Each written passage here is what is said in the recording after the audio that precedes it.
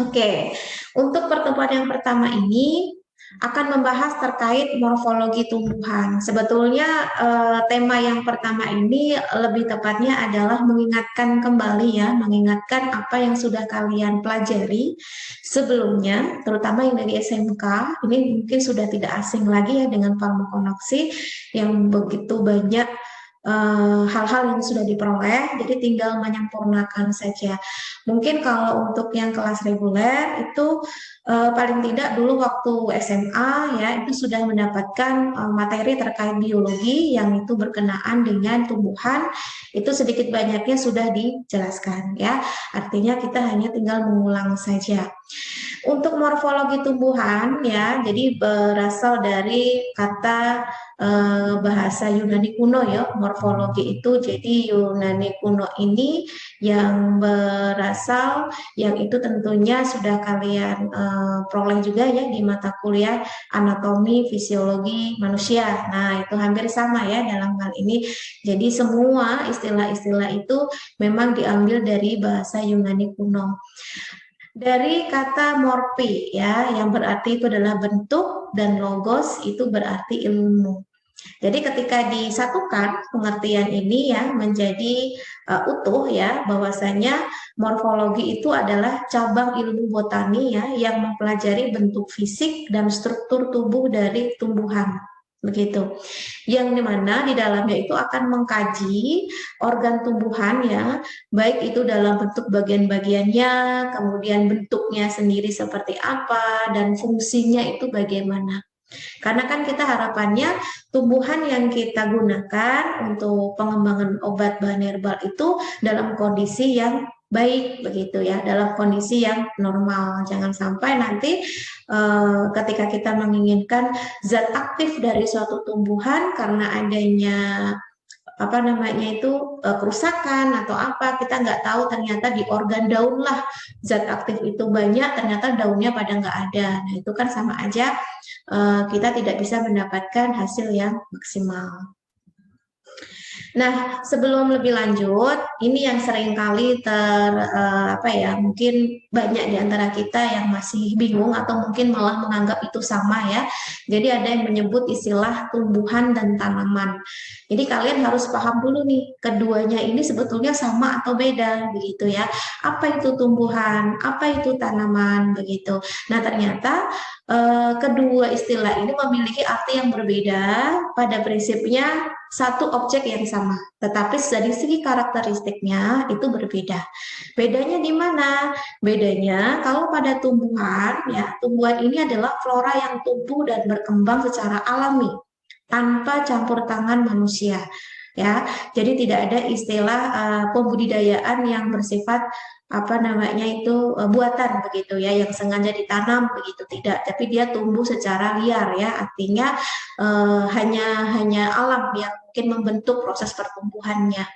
Sedangkan kalau tanaman itu adalah proses tumbuhnya dari tanaman tersebut ya, itu ada campur tangan manusia. Nah, dalam hal ini adalah proses budidaya yang diterapkan oleh manusia. Oleh karena itu memang ada hal yang menjadi penekanan di sini. Kenapa? Karena penting sekali ini untuk menentukan bahan baku untuk simplisia. Dari mana tanaman itu diperoleh? Nah, mungkin kemarin waktu kita praktikum fitokimia, ketika saya minta kalian untuk mencari sampel ya, ada yang memang ditanam sendiri, ada yang memang itu diambil dari pekarangan orang yang memang kita nggak tahu ya, itu asal mulanya tumbuh sendiri atau budidaya, malah banyak yang tumbuh sendiri. Nah itu perlu ditelaah lebih lanjut. Kenapa? Karena dalam hal bahan baku simplicia ini, jenis tanaman itu harus diketahui secara jelas dulu asal usulnya. Ya, kemudian umur panen dapat ditetapkan, lingkungannya dapat diatur. Kenapa? Karena ini sangat menentukan kapan masa panen itu dilakukan, dan masa panen itu ditentukan zat aktif itu sudah maksimal belum ada di dalam tumbuhan tersebut. Ya, kalau kalian masih ingat ada istilah metabolit sekunder. Jadi metabolit sekunder itu yang memang dihasilkan oleh tumbuhan, dan setiap tumbuhan memiliki waktu yang berbeda-beda. ya. Ada yang mungkin masih muda sudah ada metabolis sekundernya. Ada yang mungkin menunggu usia tua dulu ya baru muncul metabolis sekunder yang diinginkan. Nah, oleh karena itu untuk keseragaman hasil yang diperoleh itu harus mengetahui kapan panen itu ditetapkan. Nah, kalau memang sifatnya itu liar, kita tidak tahu antara satu dengan yang lainnya itu apakah sama tumbuhnya. Tetapi kalau kita budidaya, kita sudah bisa memantau ya, kapan ditanam, kapan dipanen ya, bahkan dari segi galur atau keturunannya jelas ya. Ini sangat penting sekali. Kenapa? Karena ketika terjadi perbedaan galur, tentu secara karakteristik genetiknya berbeda. Nah, ini memang perlu ditelaah lebih lanjut lagi ya. Tujuan kita untuk menganalisis itu untuk apa? Karena kalau untuk mengembangkan obat herbal yang skala besar itu tidak boleh sembarangan ya mengambil di hutan atau di pekarangan liar, tidak boleh. Jadi harus ada sumber yang jelas. Memang sengaja ditanam sehingga kita tahu asal usulnya seperti apa dan memang betul-betul itu adalah tanaman yang kita maksud ya. Jangan hanya sekedar sepertinya mirip. Nah, sepertinya mirip ini kan hanya pandangan kita aja, tapi ternyata itu adalah tanaman yang berbeda. Bisa jadi dalam satu spesies yang sama itu varietasnya beda. Nah, itu juga bisa berpengaruh terhadap kualitas dari zat aktif yang dihasilkan seperti itu.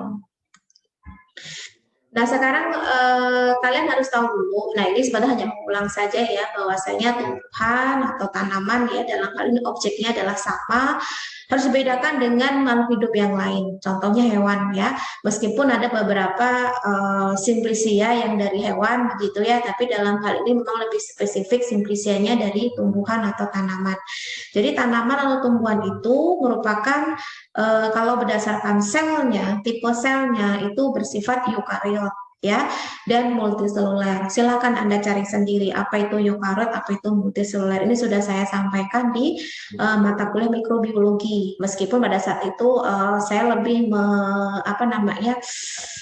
menonjolnya adalah bakteri, tetapi kan ada perbedaan antara bakteri dan makhluk hidup yang sifatnya makro seperti manusia dan tumbuhan. Nah, itu silakan dipelajari lagi. Kemudian memiliki dinding sel. Nah, dinding sel pada tumbuhan itu mengandung selulosa. Nah, yang menjadi ciri khas lagi adalah bahwasanya tumbuhan itu memiliki klorofil yang bisa berperan ya membantu dalam proses fotosintesis atau proses pembuatan makanan. Makanya tumbuhan itu dapat membuat makanannya sendiri sehingga dikenal sebagai makhluk hidup yang bersifat autotrof ya. Beda dengan manusia, beda dengan hewan yang tidak memiliki klorofil. Kemudian dapat menyimpan cadangan makanan itu dalam bentuk pati atau amilum. Nah, ini ada beberapa jenis tanaman yang memang itu kelihatan ya kalau di dalam tubuh dari tumbuhan itu ada kandungan pati atau amilumnya seperti itu. Kemudian bersifat stasioner, artinya tidak bisa bergerak sesuka hati ya seperti manusia begitu. Mereka hanya bisa tertanam di suatu media dan tidak bisa dipindahkan secara sendiri begitu, harus ada bantuan dari orang lain. Kecuali nih kalau misalkan itu adalah jenis tanaman alga hijau yang memang hidupnya di air ya dan itu bisa bergerak menggunakan flagel. Kemudian dari segi reproduksinya, beberapa tumbuhan memang sudah banyak dikembangkan, itu tidak hanya mengandalkan dari segi reproduksi seksual saja.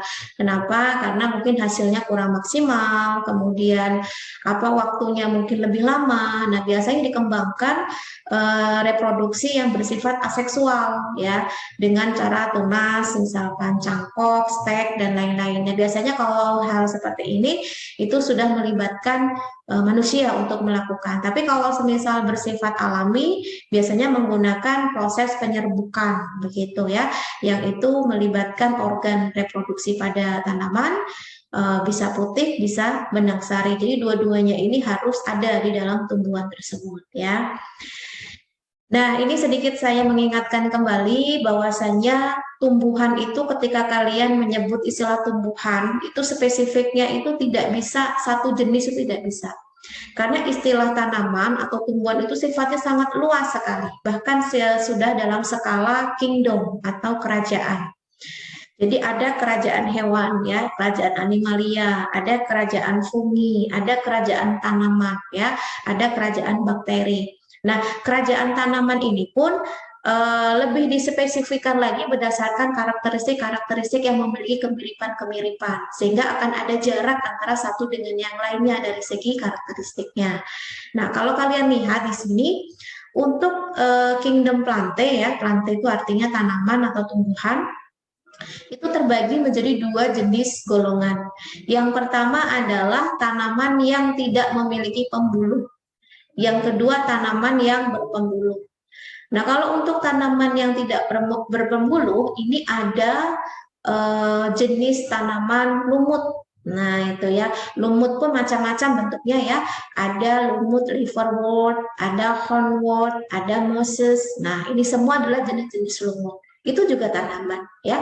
Bahkan banyak kok obat-obat herbal yang diambil dari jenis tanaman lumut tertentu. Nah, ini juga menjadi sumber atau referensi kita bahwasanya tanaman itu ternyata luas banget. Tinggal apa yang akan kita manfaatkan dari segi apanya ya.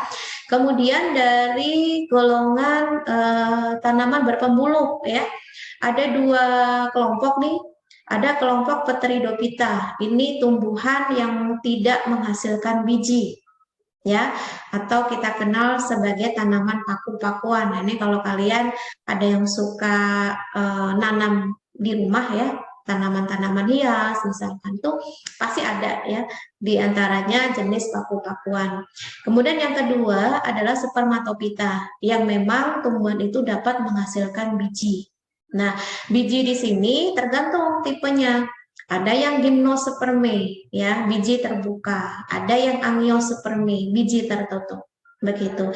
Nah, untuk biji yang terbuka, yang tertutup atau angiosperme dibedakan lagi. Ada yang sifatnya monokotil, ada yang sifatnya dikotil. Nah, ini adalah pengelompokan-pengelompokan yang penting sekali dalam proses identifikasi tumbuhan. Ketika kalian ingin mengambil khasiat dari suatu tanaman, jangan lupa dikenali dulu, diidentifikasi dulu.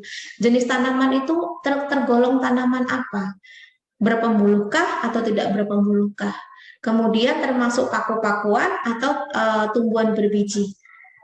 Kalau misalkan dia berbiji, termasuk berbiji terbuka atau tertutup. Kalau semisal dia tertutup, termasuk monokotil atau dikotil. Nah, itu harus jelas sekali dalam hal ini ya. Jangan sampai keliru dalam mengidentifikasi suatu jenis tanaman. Nah, ini sekilas juga saya sampaikan biar kalian mungkin lupa atau mungkin pernah mendengar, itu kita bisa satu frekuensi ya ketika membahas terkait tumbuhan-tumbuhan yang ada di lingkungan kita. Jadi kalau misal tadi saya sudah menyebutkan ada tumbuhan non-vaskuler ya, artinya tidak berpembuluh, itu berarti semua jenis tanaman lumut yang memang belum jelas ya, belum jelas struktur akar, batang, daunnya. Artinya tidak bisa dibedakan dengan pasti ya, dan tidak memiliki jaringan pengangkut atau jaringan pembuluh tadi, yang itu terdiri dari xilem dan phloem. Contohnya seperti lumut hati ya, lumut tanduk dan mosses. Nah, ini tentunya kalau kalian bisa menggali lebih lagi selain untuk manfaat lingkungan ya, coba deh kalian cari secara lingkungan itu lumut itu fungsinya untuk apa. Jadi tidak ada suatu jenis tanaman yang tumbuh itu tanpa adanya manfaat ya, tinggal bagaimana kita mengelolanya. Nah, sedangkan yang tumbuhan bervaskuler itu tumbuhan yang berpembuluh, artinya sudah memiliki jaringan xilem dan phloem ya, dan sudah jelas antara struktur mana akar, mana batang, dan mana daun. Nah, dalam hal ini semua tumbuhan paku-pakuan dan tumbuhan Spermatophyta atau yang berbiji itu masuk ke dalam tumbuhan vaskuler. Nah, dari semua jenis sampel yang sudah dilakukan kalian pada uji fitokimia kemarin, itu masuknya di tumbuhan vaskuler semua. Ya, tapi memang tidak ada yang paku-pakuan, semuanya adalah yang Spermatophyta. Tinggal nanti dipilah-pilah mana yang masuk gymnosperme, mana yang angiosperme.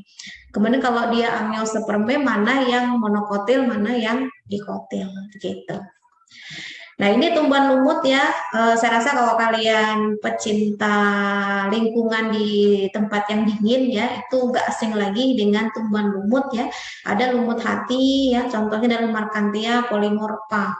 Ini sudah banyak diteliti ya, bahwasanya Markhanthia polymorpha ini sudah terbukti mengandung zat yang memiliki efek farmakologi seperti antibakteri, ya, anti kapang, antipiretik, antitoksin dan lain-lain. Tidak menutup kemungkinan jenis-jenis lumut yang lain, ya, karena proses penelitian itu kan terus berkelanjutan begitu. Nah, untuk struktur-strukturnya, untuk karakteristiknya silakan dibaca sendiri ya. Yang jelas kalau untuk tumbuhan lumut ini memang tidak memiliki akar, batang, dan daun sejati atau yang sesungguhnya. Oleh karena itu memang dalam hal ini harus ada pembeda yang jelas antara mana tumbuhan yang termasuk ke dalam berpembuluh, mana yang tidak berpembuluh. Ada lagi misalkan lumut daun ya. Ini contohnya adalah lumut Andrea petrophylla. Nah, itu. Kemudian lumut tanduk, contohnya Anthoceros punctatusa. Nah, ini kenapa dikatakan lumut daun? Karena memang dari strukturnya itu tumbuhan itu berdiri tegak seperti ini, kecil-kecil dan letak daunnya tersusun teratur. Jadi kalau kita sekilas lihat itu kayak daun gitu ya, karena memang bentuknya daun lumut. Padahal lumut itu nggak punya daun begitu. Kemudian untuk lumut tanduk ya, karena bentuknya dia tegak-tegak seperti ini jadi menyerupai tanduk seperti itu, makanya disebut sebagai lumut tanduk ya. Nah, yang kedua adalah tumbuhan paku atau kita kenal sebagai Pteridophyta ya. Kalau tumbuhan paku ini sebetulnya sama-sama dengan tumbuhan Spermatophyta, itu sudah memiliki jaringan pembuluh atau pengangkut atau kormus ya dan organ sejati. Bedanya kalau Pteridophyta atau tumbuhan paku itu tidak berbiji. Sedangkan kalau pada Spermatophyta itu berbiji. Nah, itu bedanya. Makanya dibedakan lagi berdasarkan ada ketidaknya biji. Nah, ada paku sejati, ada paku purba, ya, ada paku ekor kuda, ada paku kawat. Nah, ini kalau bagi kalian yang pecinta tanaman hias sudah nggak asing lagi dengan istilah adiantum. Nah, mungkin ada yang berpikir kalau adiantum itu yang di bagian pinggir-pinggirnya ini itu adalah biji, itu bukan, ya. Itu adalah kantong spora. Begitu. Kemudian ada juga Adiantum cunetum. Nah, ini adalah paku purba ya. Apa namanya itu? Oh, sorry, maaf, ini untuk yang paku sejati, ini belum diedit. Jadi kalau yang contoh paku purba itu adalah Rhinia major. Nah, ini ya, yang memang bentuknya itu seperti sisik. Nah, kemudian ada paku. Nah, ini yang nggak asing lagi ya, paku ekor kuda ini. Hampir semua rumah itu kayaknya saya lihat banyak yang punya paku ekor kuda ya. Spesifiknya, spesiesnya adalah Equisetum debil ya, yang memiliki ukuran batang. Nah, ini kalau kita nyebutnya batang begitu ya, padahal kan ini bukan batang yang sejati begitu, menyerupai batang.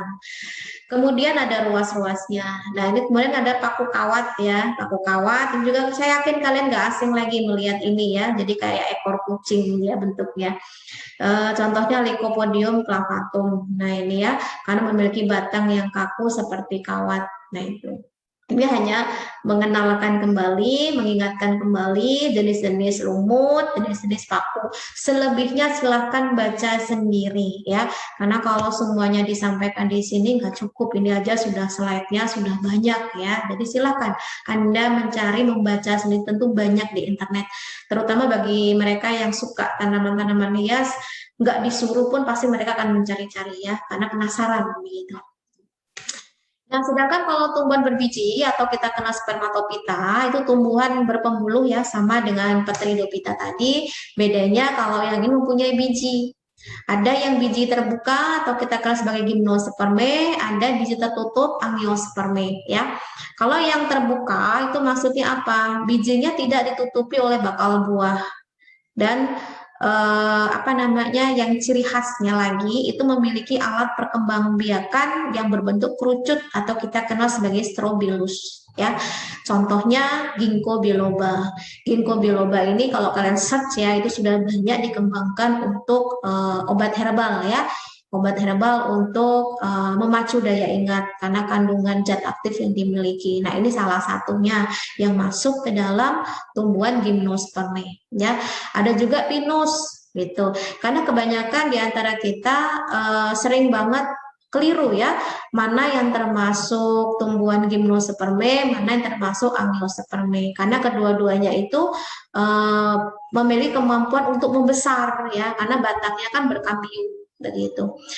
Nah, kemudian biji tertutup. Nah, tidak semua biji tertutup itu berkambium, tergantung dari tipe bijinya, apakah dia monokotil, apakah dia dikotil ya.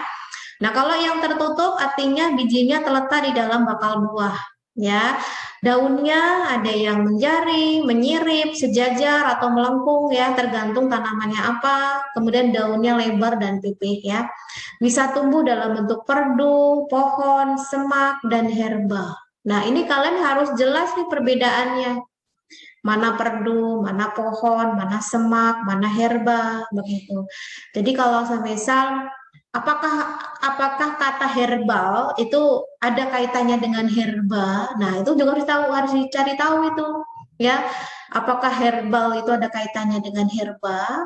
Berarti kalau semisal ada perdu, pohon, semak nggak masuk. Nah, itu harus kalian cari tahu kenapa dikatakan herbal. Nah, ada kaitannya dengan herba tidak?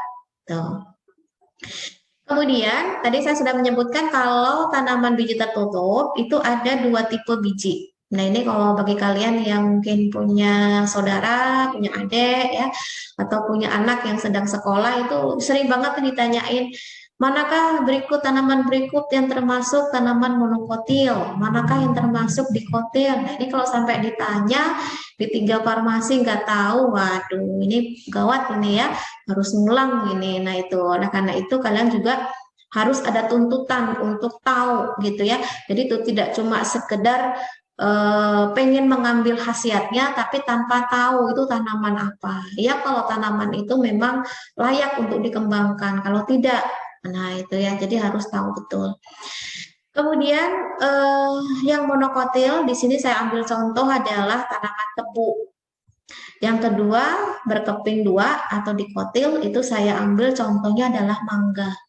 Tentu kita tahu ya tanaman tebu itu kayak apa, mangga itu kayak apa ya. Dan kalau tanaman tebu itu tidak berkambium, tidak seperti pohon mangga ya. Kalau tanaman tebu itu kan apa namanya? Batangnya itu kan tidak ada kayunya ya. Beda dengan pohon mangga itu yang mengandung kayu atau ada kambiumnya. Ini yang saya katakan tadi. Tidak semua angiospermae itu memiliki kambium. Seperti itu. Nah, ini untuk yang monokotil, untuk yang dikotil ya, untuk yang monokotil itu berarti hanya satu kotiledonnya ya. Sedangkan kalau dikotil itu 2 kotiledonnya. Gampangnya seperti ini. Kalau biji itu bisa dibelah jadi 2 tanpa kalian apa-apain, tanpa kalian getok, tanpa kalian hancurkan, itu berarti dia berkeping 2. Contoh mangga. Ya, kalau kalian iseng-iseng ketika makan mangga, buka dalamnya ketika dia bisa dibelah, nah itu berarti dia berkeping 2. Jagung, nah jagung itu nggak bisa dibelah secara kayak mangga tadi bijinya, ya itulah biji dari jagung. Oleh karena itu, jagung masuk ke dalam monokotil. Dari segi daunnya, batangnya, bunganya, akarnya beda ya. Jadi kalau tulang daun pada monokotil itu lebih ke sejajar atau melengkung, sedangkan kalau dikotil itu tulang daunnya bervariasi ya. Ada yang menyirip, ada yang menjari ya, dan ini tergantung dari tipe tanaman tersebut. Kemudian batang ya, kalau pada monokotil itu berkas pengangkutnya menyebar, sedangkan kalau pada tanaman dikotil itu tersusun rapi, sehingga ketika ada pembentukan lingkaran tahun itu akan ketara betul ya lapisan-lapisannya. Kemudian ada bunga ya. Kalau bunga pada monokotil itu bagian periasan bunganya hanya terdiri dari 3 atau kelipatannya. Sedangkan kalau pada dikotil, bagian periasan bunganya terdiri dari 2, 4, 5 atau kelipatannya ya. Dan akar, nah ini yang ketara betul ya. Kalau akar pada monokotil itu akarnya serabut ya. Kemudian kalau yang akar tunggang itu dimiliki oleh dikotil. Kalau dilihat dari kekuatannya, yang paling kuat itu yang tunggang. Biasanya kalau yang akar serabut ini gampang dicabut gitu ya, mudah karena tidak ada yang namanya tudung akar ya yang masuk ke dalam lapisan tanah seperti itu. Nah, intinya tuh kita akan belajar mengenai organ-organ tumbuhan ya, di mana tumbuhan itu memiliki organ ya nggak beda dengan manusia ya, manusia punya organ jantung, paru-paru dan usus dan lain-lain, sedangkan tumbuhan itu juga punya organ ya, ada daun atau kita kenal sebagai folium, ada batang, kaulis, ada akar, radix, ada bunga, floss ya, ada biji, semen. Nah, ini semua memiliki bentuk atau morfologi yang bervariasi dari satu tanaman dengan tanaman yang lain. Mungkin dalam pertemuan kita kali ini tidak semuanya bisa tersampaikan ya. Artinya nanti akan saya bagi untuk yang kali ini itu kita akan membahas daun dan batang dan sisanya insya Allah nanti akan dibuatkan video lagi. Kalau memang belum cukup juga nanti akan disampaikan pada saat sesi Zoom. Daun, nah siapa sih yang nggak kenal daun begitu ya? Hampir semua tanaman itu pasti punya daun, tapi yang masuk ke dalam berpembuluh ya, bukan yang tidak berpembuluh. Yang pertama untuk proses fotosintesis, kan disitulah letak adanya zat hijau daun atau klorofil. Sebagai respirasi karena adanya stomata di sana. Sebagai proses penguapan atau transpirasi ya. Ada juga untuk perkembangbiakan vegetatif, misalkan tunas adventif pada cacang bebek. Nah, ini adalah fungsi dari daun secara umum, ya. Kemudian untuk morfologi daun bagian eksternal, karena kalau kita berbicara masalah morfologi itu berarti yang nampak dari luar aja dulu, yang kita tidak membutuhkan mikroskop. Kalau sudah membutuhkan mikroskop itu berarti sudah masuk ke internal atau di anatominya. Kalau morfologi daun itu yang dari luar atau eksternalnya. Jadi ada pengelompokan morfologi daun ya secara eksternal, ada daun lengkap, ada daun yang tidak lengkap. Kalau daun lengkap itu punya helai daun atau lamina, punya tangkai daun atau petiolus ya, punya pelepah daun atau folius. Yang mana masing-masing itu ada fungsinya ya. Yang fungsinya helai daun itu untuk fotosintesis ya, tangkai daun untuk menempel ya, menempelnya helai daun itu agar tidak mudah patah ya. Pelepah daun itu untuk mendudukkan daun pada batang. Begitu, meskipun ini semua ada variasinya tergantung dari jenis tanamannya apa. Sedangkan kalau tanaman daun yang tidak lengkap itu tidak memiliki salah satu atau kedua dari daun lengkap tadi ya. Nah, ini bisa dilihat pada gambar ya. Jadi yang pertama itu adalah daun bertangkai. Jadi hanya terdiri dari tangkai dan helai saja ya. Contohnya nangka dan mangga. Nah, begitu. Jadi sudah bisa dilihat di sini ya bahwasanya nangka ini memiliki apa namanya helai daun dan tangkai. Sedangkan yang kedua adalah daun berupih atau daun berpelepah ya. Di sini contohnya adalah padi dan jagung, begitu. Ini sudah nampak sekali ya pelepahnya. Kemudian daun jagung pun juga sama, memiliki karakteristik yang termasuk dalam tumbuhan monokotil seperti itu. Kemudian ada juga daun yang hanya terdiri atas helaian saja, tanpa upih dan tangkai, jadi cuma helai aja. Jadi helaian daun itu melekat pada batang ya, jadi langsung menempel pada batang dan memeluk batang atau kita kenal sebagai ampleksi kaulis ya, jadi dia memeluk batang gitu. Contohnya pada biduri. Nah, dan tempoyak. Nah, ini kalau kalian pernah lihat tanaman ini, coba kalian perhatikan itu tidak ada pelepah dan tangkainya. Jadi langsung helainya itu langsung nempel pada batang begitu. Yang keempat ya, ini memiliki tangkai yang berbentuk pipih gitu ya, sehingga menyerupai helaian daun atau kita kenal sebagai filodia. Nah, ini khas banget ini. Jadi apa ya? Kita berpikirnya ini adalah daun ya, tapi ternyata ini adalah tangkai yang berbentuk pipih ya, bukan daun ya. Mungkin selama ini kita menganggapnya kalau akasia itu memiliki daun yang sempurna begitu, tapi ternyata ini adalah tangkai yang bentuknya pipih dan panjang. Oleh karena itu kita kenal sebagai helaian daun semu atau palsu ya, atau filodia. Contohnya pada tanaman akasia. Oke, masalah tambahan lainnya ya, silakan dipelajari sendiri. Ada stipula ya, ini pada tanaman apa namanya bunga mawar ya, yang itu fungsinya untuk apa ya, semacam melindungi kuncup bunga yang masih muda gitu ya. Ada juga selaput bumbung. Nah, ini khas ini pada tanaman Polygonum ya, yang untuk menyelubungi pangkal suatu ruas batang ya, atau kita kenal sebagai okre atau okrea begitu.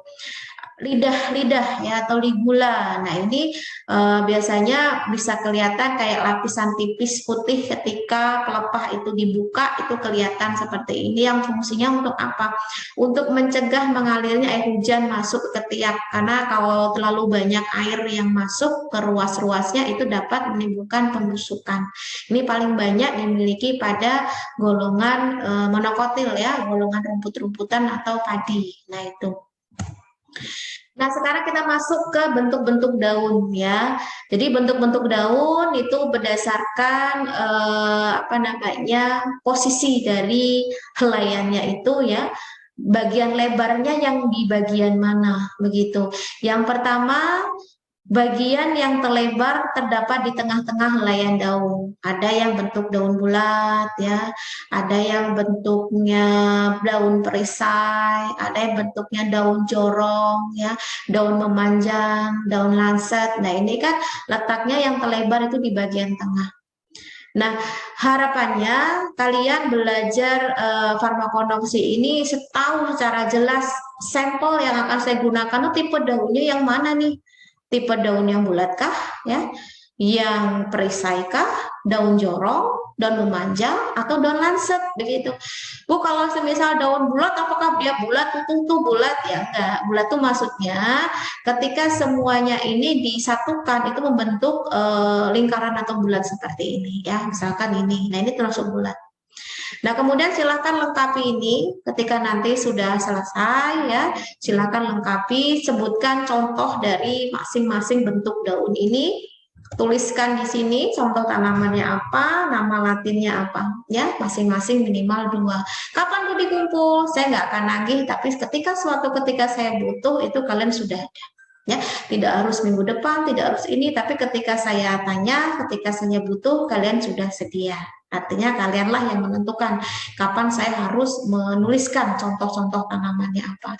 Silahkan browsing, silahkan searching. Kalau di buku ada di buku silahkan tulis ya, minimal 2 untuk masing-masing. Misalkan bentuk yang daunnya bulat atau bundar dan tanamannya apa, nama latinnya apa ya.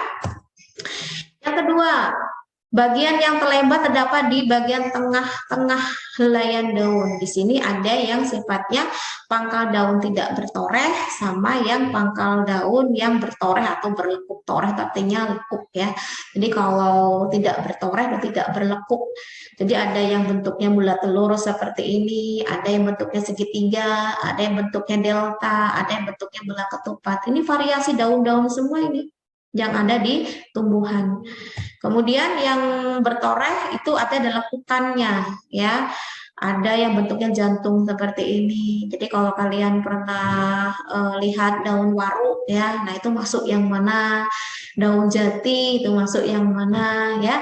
Nah, ini apakah masuk bentuknya ginjal atau bentuknya panah, tombak, bertelinga. Nah, bertelinga itu bentuknya kayak gini. Jadi dia kayak double gitu ya, bentuk daunnya di bawah sama ya di atas seperti itu. Sama, jadi silakan kalian sebutkan contohnya masing-masing 2, tulis di sini. Kemudian yang ketiga, bagian yang terlebar di atas tengah-tengah helaian ya. Ada yang bulat telur terbalik seperti ini ya. Jadi bentuknya kayak telur terbalik. Ada jantung terbalik. Kalau tadi itu kan ini yang di bawah tapi ini yang di atas. Nah, ini. Nah, ini kan lekukannya jantungnya kayak gini ya. Tapi kalau yang ini yang terbalik ya. Jadi lekukannya yang di atas.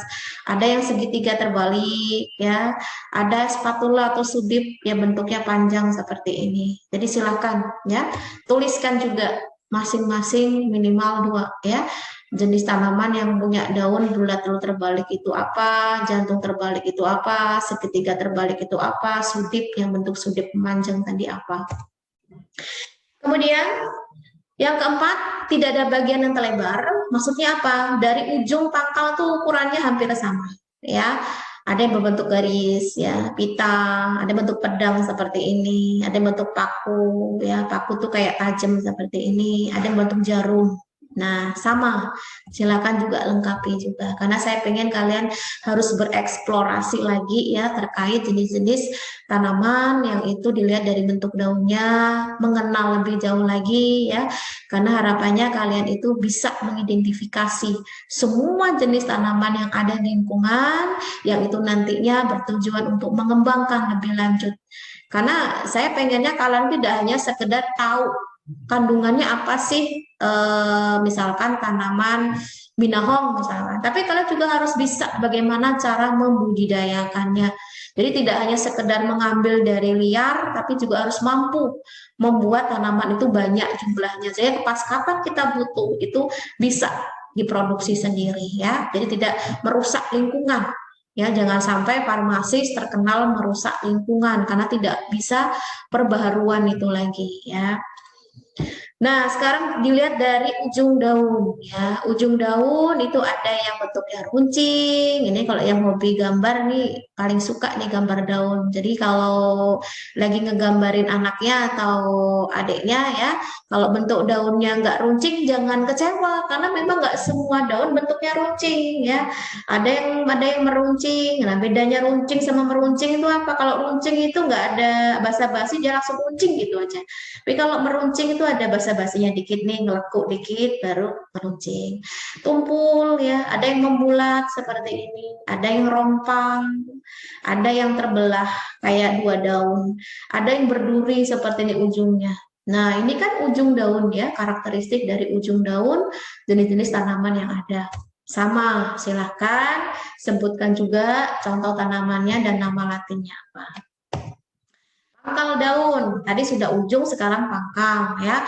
Pangkal tuh yang bawah ini, runcing, meruncing juga, tumpul, membulat, sama rompang, berlekuk. Jadi tidak hanya pada ujung daun, tapi pangkal daun juga bisa dilihat karena itu juga menentukan dari segi identifikasinya bentuk daun itu kayak apa. Ini sama juga ya, silakan dilihat masuk yang tanaman runcing, pangkalnya runcing itu apa, meruncing itu apa, dan seterusnya. Kemudian susunan tulang daun ya, susunan tulang daun secara umum saya tampilkan yang bentuknya menyirip seperti ini ya, di mana ada ujung daun, ada pangkal daun ya, di sini ada tulang daun. Tulang daun itu ada 3 macam ya, ada primer, sekunder, sama tersier. Ini hampir mirip kayak filosofi paru-paru. Kalau kalian masih ingat tuh pelajaran anatomi fisiologi manusia pada paru-paru, bahwasanya ada alveolus kanan, ada alveoli. Nah, itu kan artinya ada cabang-cabangnya sama dengan tulang daun.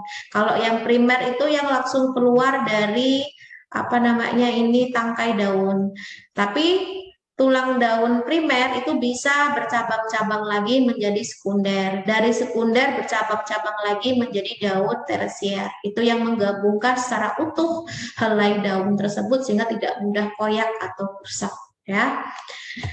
Nah, kemudian jenis tulang daun. Nah, ini ada perbedaan secara spesifik ya antara tumbuhan dikotil dan monokotil. Dikotil itu memiliki pertulangan daun menyirip dan menjari. Kalau monokotil itu sejajar ya atau melengkung. Lebih simpel dia kalau yang monokotil. Tapi kalau yang dikotil itu variasi memang banyak banget ya. Ada yang menyirip, menjari ya, ada yang sifatnya tunggal, ada sifatnya majemuk. Nah, itu. Tipe daun. Nah, tipe daun ini ada yang bukan tipe, astagfirullah. Tepi ya, tepi daun. Nah, tepi daun itu ada yang rata, ada yang bertoreh ya. Rata itu maksudnya nggak ada lekuk-lekuknya. Nah, lekuk-lekuknya itu tentunya sangat berpengaruh pada bentuk dari tanaman itu. Begitu. Sedangkan yang mungkin yang tidak berlekuk itu tidak berpengaruh. Jadi bentuknya bulat gitu ya. Nah, ini contohnya di sini. Pada gambar A ini dia melengkung ke bawah. Jadi kalau kalian pernah menjumpai tanaman yang daunnya melengkung ke bawah itu bukan karena kena angin, bukan karena dirusak orang, memang bentuknya seperti itu gitu ya. Ada yang rata, ada yang berombak, ada yang sangat berombak, ada yang beringgit, ada yang berigi. Nah, beda-beda nih, ada yang bergigi.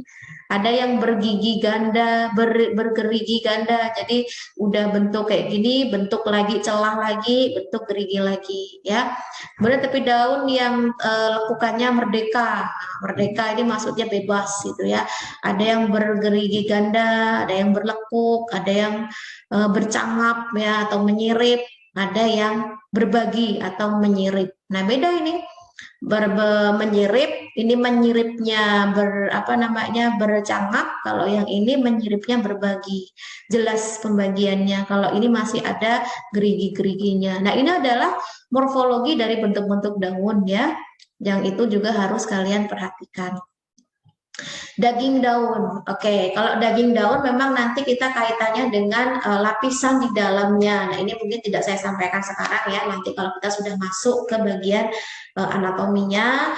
Jadi kenapa kok ada istilah daging daun? Apakah daun itu benar-benar ada isinya atau enggak gitu ya. Jadi nanti kita akan tahu di mana sih letak dari stomata, di mana sih letak dari klorofil itu. Sehingga kita akan lebih banyak menelaah kandungan dari apa namanya itu anatomi tumbuhan itu dari daun ya khususnya. Nah, di sini ada yang bagiannya ada yang tipis seperti selaput ya, tipis seperti kertas ya, tipis lunak, ada yang tipis dan kaku seperti perkamen ya, ada yang tebal, kaku seperti kulit ya. Bahkan ada yang berair dan seperti daging gitu ya, tebal gitu ya. Nah, ini semua tergantung dari tipe tanaman tersebut. Warna daun. Nah, warna daun ini juga bisa langsung apa ya, menebak, kita bisa menebak gitu ya. Di dalam dari daun itu ada kandungan apa. Kalau semisal kandungannya dia hijau, itu kebanyakan memang mengandung klorofil gitu. Tapi bukan berarti tidak ada kandungan yang lain, ada. Tapi mungkin didominasi oleh klorofil. Kalau dia bentuknya kuning, itu ya bukan berarti nggak ada klorofilnya, ada, tapi didominasi oleh warna kuning, yaitu xanthofil. Misalkan ada daun yang berwarna merah gitu ya, itu berarti mengandung likopen. Kemudian ada yang berwarna jingga, berarti beta karotidnya tinggi. Nah, itu semua menjadi parameter yang dapat kita lakukan ya sebelum diuji gitu ya kandungannya apa di dalam daun tersebut. Nah, jenis daun di sini ada daun tunggal, ada daun majemuk. Sebetulnya prinsipnya simpel sih. Jadi kalau dia daun tunggal itu berarti hanya satu helai ya pada tangkainya. Tapi kalau daun majemuk dalam satu tangkai itu bisa lebih dari 2 daun atau lebih begitu ya. Jadi bentuknya bisa kayak gini ya.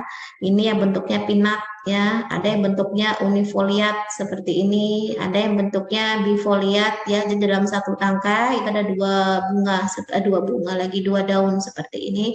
Ada yang palmitat ya. Ini yang dalam satu tangkai ada 1, 2, 3, 4, 5 dan seterusnya. Ini disebut sebagai daun majemuk. Itu untuk daun ya. Kemudian batang. Nah, fungsinya pun ada kemiripan dengan daun beberapa kalau batangnya berwarna hijau ya. Tapi secara umum batang itu yang kita kenal sebagai kaulis ya, itu untuk mendukung tanaman itu supaya kokoh. Karena kan dia berpijak pada media ya, yang nantinya akan ada daunnya, akan ada bunganya, buahnya, jangan sampai batang itu rapuh ya, sehingga gampang roboh.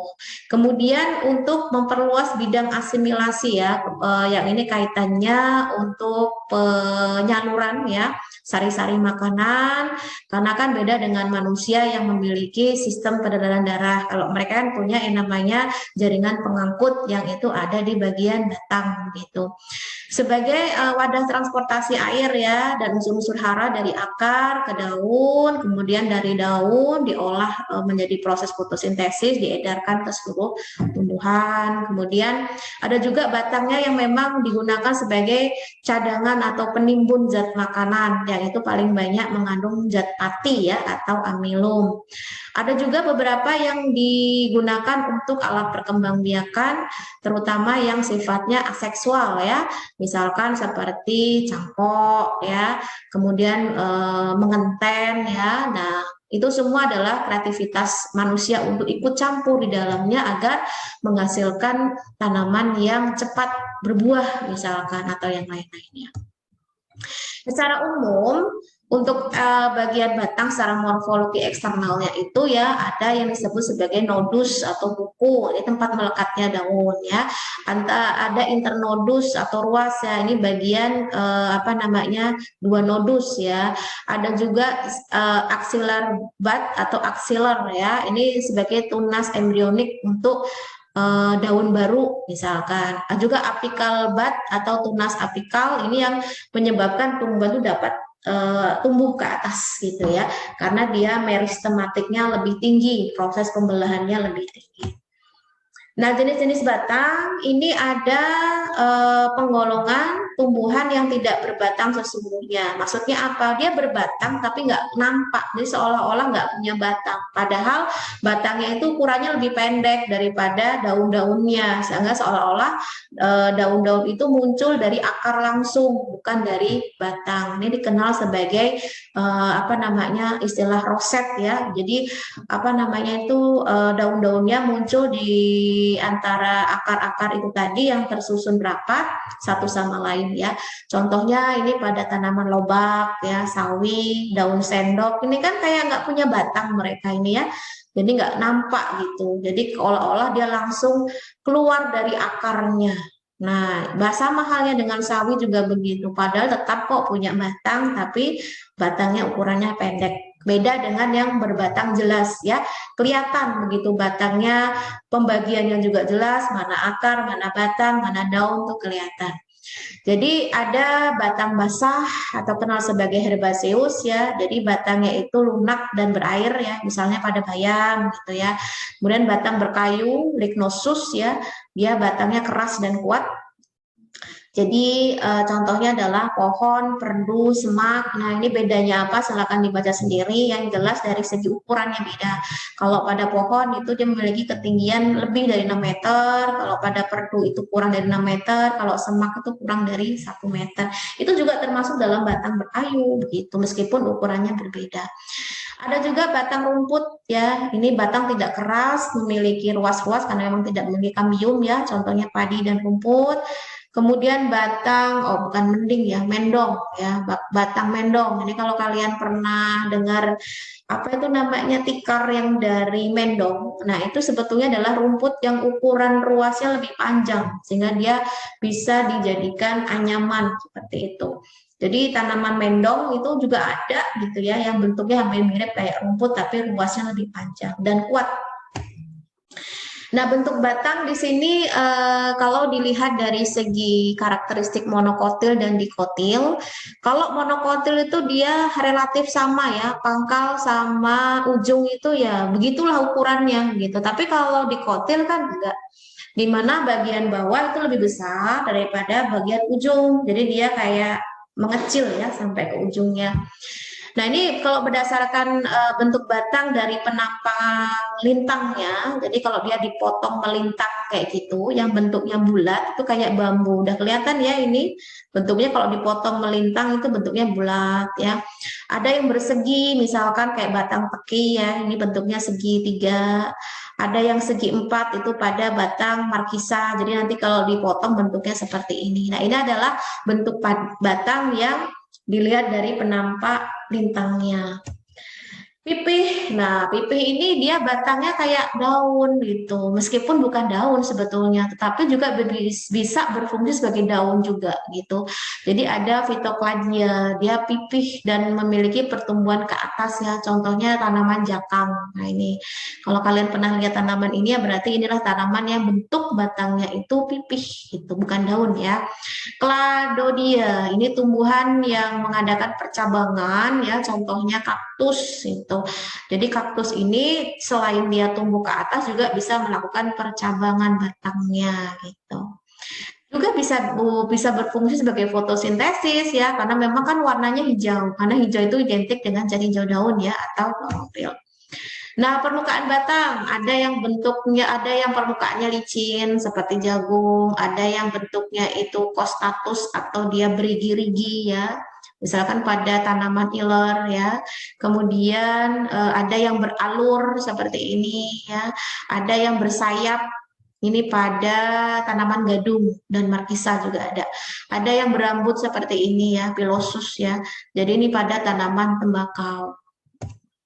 Nah, permukaan batang ada juga yang berduri. Nah, ini pada tanaman rosa ya atau mawar. Ada yang memperlihatkan bekas daun ketika daunnya itu lepas ya pada pepaya. Ada yang memperlihatkan bekas daun penumpunya. Ini pada tanaman nangka ya. Dan ada yang kerak lepas kerak seperti ini. Ini nggak asing lagi kalau kalian punya di rumah tanaman jambu ya, kulitnya bisa mengelupas seperti ini. Ini juga menjadi karakteristik dari permukaan batang. Nah, kemudian dari arah tumbuh batang, ada yang tegak lurus ya, ini karena adanya meristem apikal ya. Ini semua jenis tanaman spermatopita yang berkayu memang kebanyakan memiliki tegak lurus ke atas ya, pohon mangga, pohon jambu dan sebagainya. Ada juga yang menggantung ya, menggantung ini dia sifatnya epifit ya atau menempel pada tanaman lain, misal seperti anggrek. Kemudian yang berbaring ya, berbaring itu maksudnya apa? Terletak pada permukaan tanah, hanya ujungnya saja yang sedikit membengkok ke atas karena faktor cahaya ya, karena dia tetap butuh sumber cahaya. Misalkan seperti semangka gitu ya, semuanya berbaring seperti, tapi kan ada yang ke atas begitu. Menjalar, nah ini menjalar. Nah, ini batang berbaring, namun ruas-ruasnya keluar akar. Beda dengan yang ini. Kalau ini ruas-ruasnya nggak keluar akar nih pada semangka, sedangkan kalau yang menjalar keluar. Makanya dikenal sebagai ubi jalar, gitu ya. Yang mungkin kalian kemarin sudah praktikum terkait ubi ungu gitu ya. Nah ini adalah bentuk dari tanaman yang menjalar. Kenapa dikatakan menjalar? Itu tadi karena batangnya berbaring, namun ruas-ruas akarnya keluar. Ruas-ruasnya keluar akar gitu ya batangnya itu. Ada juga yang serong ke atas atau condong. Nah ini pangkal batang itu seperti hendak berbaring tapi nggak jadi gitu ya. Jadi ini bagiannya itu ada yang membelok ke atas. Contohnya pada kacang tanah begitu. Ada lagi yang mengangguk atau nutan. Nah, ini pada tanaman bunga matahari begitu ya. Jadi bunga matahari itu kan dia bentuknya nggak bisa lurus gitu ya. Karena ini adalah faktor apa namanya cahaya gitu. Jangan mengikuti arah cahaya, makanya dia akan mengarah pada sumber cahaya tersebut. Memanjat ya. Ini pada sirih, kalau yang memanjat ini biasanya butuh penunjang ya, entah itu dari tanaman lain atau yang sifatnya benda mati gitu ya bisa. Kemudian membelit, ya membelit ini sebetulnya dia tidak perlu ada penunjang lain, cukup dengan batangnya sendiri, tapi terkadang belum kokoh itu batangnya, sehingga nantinya dia akan malah jatuh ke bawah begitu. Ini pada tanaman kembang telang. Nah, kalau kalian punya kembang telang itu masuk ke dalam jenis tanaman yang membelit. Nah, itu untuk pertemuan kita hari ini yang membahas khusus terkait morfologi dari tanaman. Namun yang bisa saya sampaikan untuk yang kali ini itu baru organ daun dan organ batang. Nanti sisanya akan dilanjutkan di pertemuan berikutnya. Dan apa namanya itu apa yang sudah saya berikan catatan-catatan tadi untuk tabel-tabel yang dilengkapi, nanti silakan dilengkapi karena itu penting sekali untuk kalian mengidentifikasi suatu tanaman dan itu berkelanjutan nanti. Praktikumnya pun nanti diawali dengan identifikasi baik makro maupun mikro ya. Jadi sebelum kalian pengamatan mikroskopis harus paham dulu dari segi makronya begitu. Bahkan kalau kalian lihat di buku farmakope ya, itu kan nggak langsung diuji apa namanya kandungannya menggunakan KLT misalkan, kan nggak langsung, ada karakterisasi dulu ya, baik itu makro maupun mikro. Baik, karena waktunya sudah habis untuk 1 jam kita penjelasan terkait teori dan insya Allah nanti dilanjutkan di hari Sabtu ya untuk Zoom-nya. Terima kasih dari saya. Dan untuk kalian semoga tetap semangat dan semoga diberikan kemudahan. Saya tutup. Selamat sore. Assalamualaikum warahmatullahi wabarakatuh. Waalaikumsalam warahmatullahi wabarakatuh.